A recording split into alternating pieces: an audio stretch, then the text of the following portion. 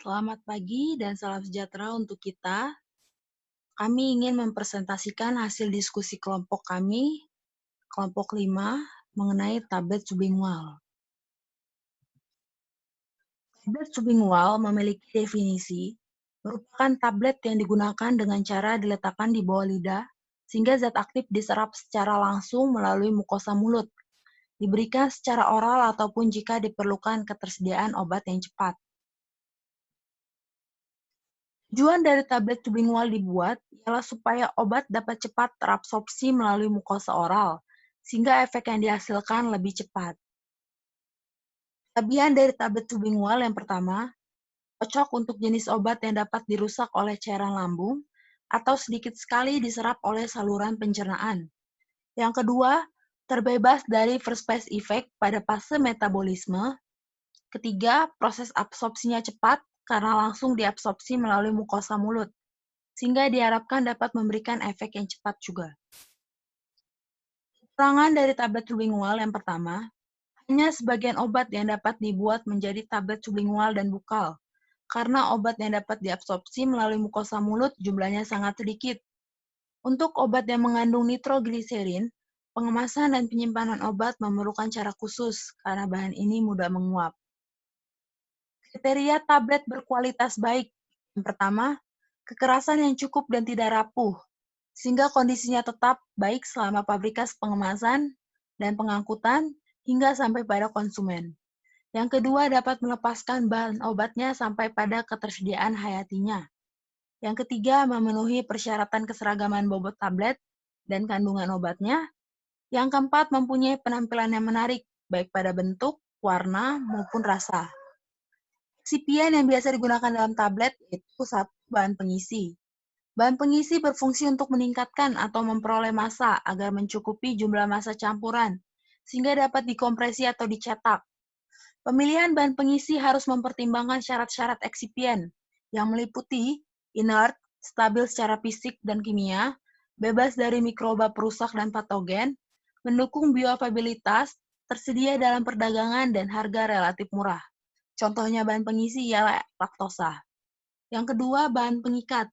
Bahan pengikat digunakan dalam formulasi sediaan tablet yang memberikan gaya kohesif yang cukup pada serbuk antar partikel, excipient, sehingga membentuk struktur tablet yang kompak dan kuat setelah pencetakan. Bahan pengikat tidak boleh menghalangi disintegrasi tablet maupun pelepasan zat aktif untuk diabsorpsi. Penggunaan bahan pengikat dalam jumlah tidak sesuai akan mengakibatkan berbagai permasalahan.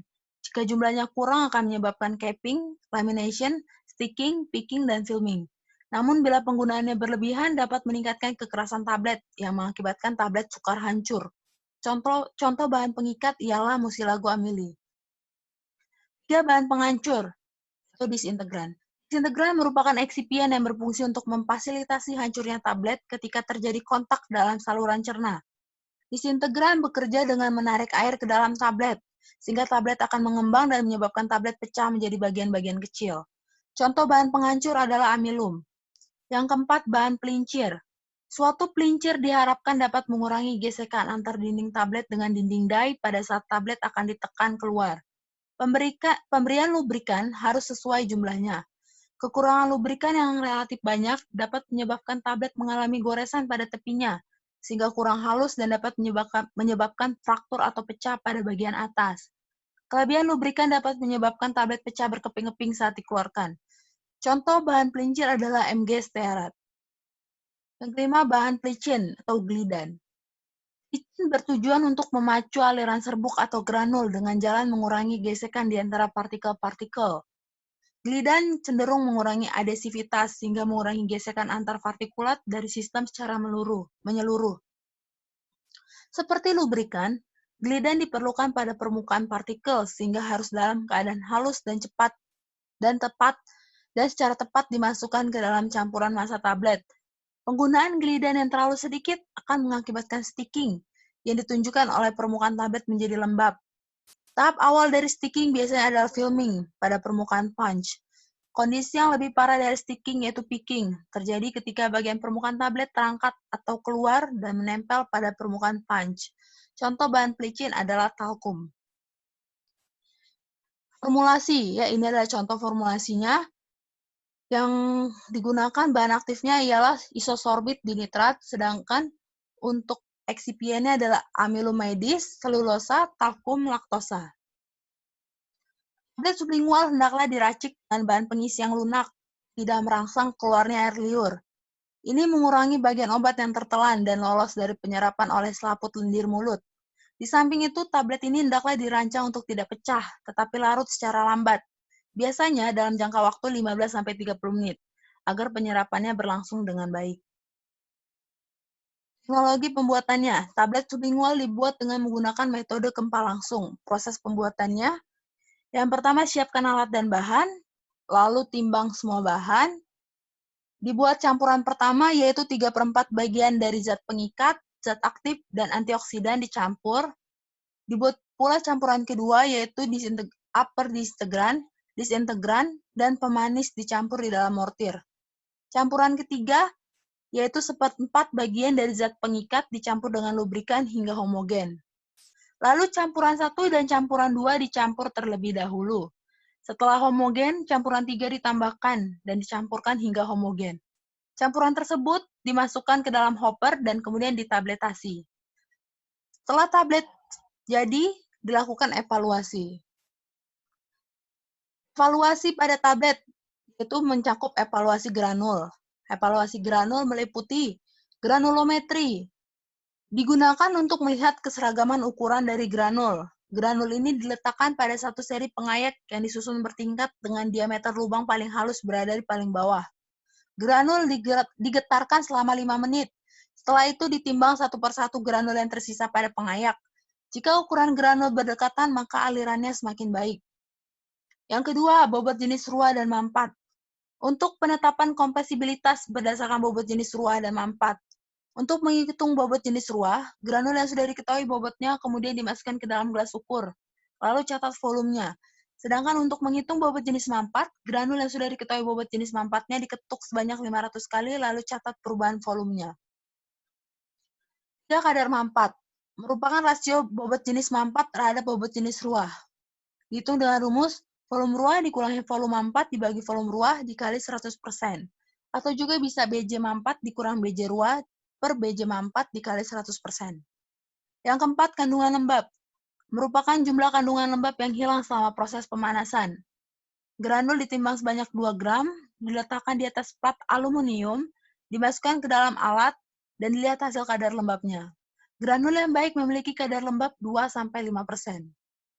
Yang kelima, sifat alir. Merupakan jumlah granul yang mengalir tiap satuan waktu. Sifat alir diukur dengan menggunakan metode corong, yaitu yang jatuh melewati corong pada waktu tertentu. Granul yang baik akan mengalir lebih dari 4 gram per second. Kandungan zat aktif. Granul yang diperoleh harus ditentukan kandungan zat aktifnya, agar bobot tablet tertentu mengandung jumlah zat aktif yang sudah ditetapkan atau terstandar. Setiap zat aktif memiliki monografi sendiri sesuai dengan Farmakope Indonesia untuk menentukan zat aktifnya. Lalu dilakukan evaluasi tablet yang meliputi 1. Uji organoleptis. Penampilan fisik tablet diamati secara visual. Homogenitas, bentuk, bau, permukaan. Tidak ada capping, cracking, picking, dan karakteristik lain yang menandakan adanya kerusakan tablet. Yang kedua, uji keseragaman ukuran. 10 tablet diukur diameter dan tebal tablet menggunakan jangka sorong. Menurut FI3, diameter tablet tidak lebih dari 3 dan tidak kurang dari 4/3 tebal tablet. Ketiga, uji keseragaman bobot. Sejumlah 20 tablet yang telah dibersihkan dari debu ditimbang satu persatu. Diambil secara acak ya. Hitung bobot rata-ratanya.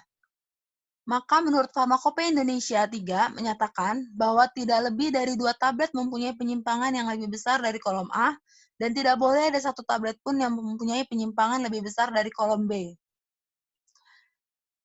Tergantung dari bobot tabletnya. Kalau kurang dari 25 mg, penyimpangan yang di kolom A-nya 15%, yang B-nya 30%. Kalau bobot tablet 26 mg sampai 150 mg, penyimpangan pada kolom A 10%, penyimpangan pada kolom B 20%. Kalau bobot tablet 151 mg sampai 300 mg, penyimpangan pada kolom A 7,5%, penyimpangan pada kolom B 15%. Kalau bobot tablet lebih dari 300 mg, penyimpangan pada kolom A ialah 5%, dan penyimpangan pada kolom B 10%. Yang keempat, uji kerapuhan atau friabilitas. 20 tablet yang telah dibebas debukan ditimbang dan dimasukkan ke dalam friability tester. Diputar selama 4 menit dengan kecepatan 25 rpm. Bobot tablet yang hilang dihitung dan ditentukan persen nilai kerapuhan tablet. Tablet yang baik memiliki friabilitas kurang dari 1%. Tablet yang baik memiliki fleksibilitas kurang dari 1%. Yang kelima, uji kekerasan. Satu tablet diletakkan dengan posisi tegak lurus pada alat hardness tester. Lalu alat penekan diputar sampai tablet pecah. Dibaca skala alat yang menunjukkan kekerasan tablet dalam satuan kilogram. Uji waktu hancur. Tablet diletakkan pada pipa terbuka dengan cara memakai mesin keranjang berisi 6 gelas yang ujungnya terbuka. Diikat secara vertikal di atas latar belakang dari kawat stainless berupayakan dengan ukuran mesh nomor 10, dinaik turunkan dalam cairan bening celup dengan frekuensi 29-32 kali naik turun per menit. Layar kawat dipertahankan selalu berada di bawah permukaan cairan dan digunakan air, cairan pencelup, yang dijaga pada temperatur 37 derajat Celcius. Contoh sediaan tablet sublingual. Pertama adalah tablet nitrogliserin. Sediaan nitrogliserin sublingual dapat menurunkan serangan anginal pada penderita iskemia jantung. Yang kedua, hormon-hormon steroid. Contoh obat yang beredar di pasarnya itu Angelia, Klim, Cycloproginova, Diane. Yang ketiga, tablet sublingual ISDN. Terima kasih. Demikian hasil diskusi dari kelompok 5 yang dapat kami jelaskan. Sekian dan terima kasih.